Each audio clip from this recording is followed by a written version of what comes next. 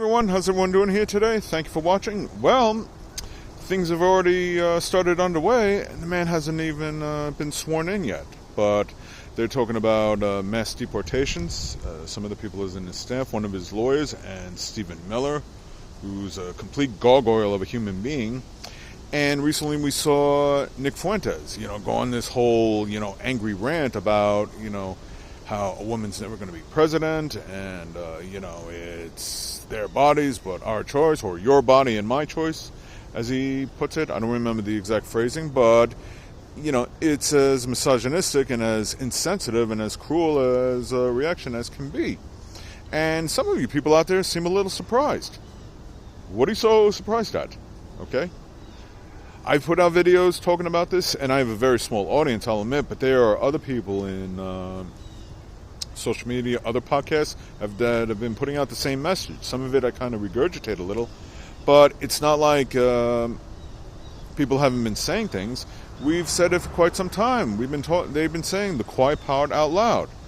I even mentioned that in a thing I called Trying to Save MAGA from MAGA. Let's start with the women, okay? Does any of this surprise you? This misogyny? It was on full display at Madison Square Garden, and Trump still says stuff like this from time to time. How he bragged about undoing R. v. Wade, but wants to leave it up to the states. He shied away from it, but now for all of you that voted for Trump, people like Nick Fuentes, sexists out there, and other misogynists, they feel all empowered now. And they're going out there saying stuff like that, okay? Your bodies, our choice. That's not the way it should be. I don't think that's right. And also members of the African-American, Latino community, where you had Latinos for Trump, blacks for Trump. Now you're all worried, some of you, especially Latinos, are worried about the mass deportations, that it might impact you. No kidding. What do you think we were trying to say? You didn't think Donald Trump was a racist? Where did you get that idea from, huh?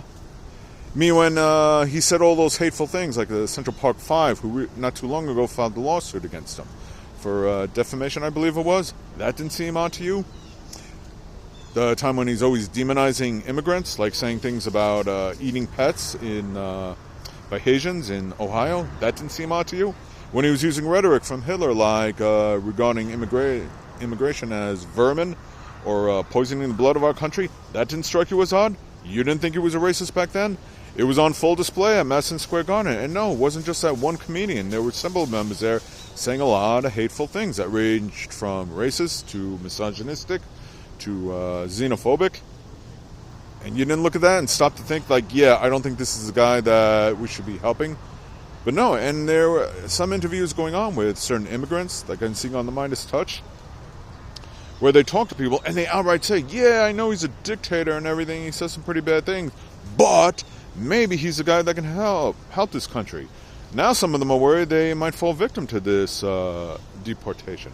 I don't know what's going to happen within the next few months or within just the next year alone, but things are about to get pretty bad, I fear. Okay? I live in a blue state, so I'm not as impacted. I'm not an immigrant, but still, I have little concerns about it. And I really want to be sympathetic to some of you people out there, especially the Trump supporters that are now having serious regrets. But all the warning signs were there. People were saying things, and it wasn't like some subtle hint or anything like that, or some mild thing where they said they misspoke. Those were just the excuses that they said. When you heard the hateful rhetoric, when you heard the xenophobia, when you heard the misogyny, people like far right, like Fox and other propagandists were all like, oh, it's an excuse and everything, this and that. They were lying to you. And you didn't stop to think that this doesn't sound odd?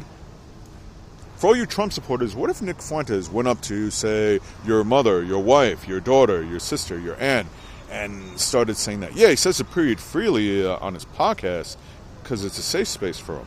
But what if he said that straight to your family's faces? Something tells me I don't think you would take too kindly to that. But that is who you helped to embolden by voting for Donald Trump. And this is things that plenty of people have tried to warn you about. They were saying the quiet part right out loud. There was nothing subliminal about it, nothing subtle about it. It was right out there in the open. You guys just chose to ignore it or make an excuse for it. I can only classify you in one of three ways. Either you've been living under a rock for the past 10 years and you're just completely oblivious, or you are seriously not paying attention. or that you're just in complete denial. You somehow think like that I would be the exception. Now there's some African Americans who are being mistreated by MAGA.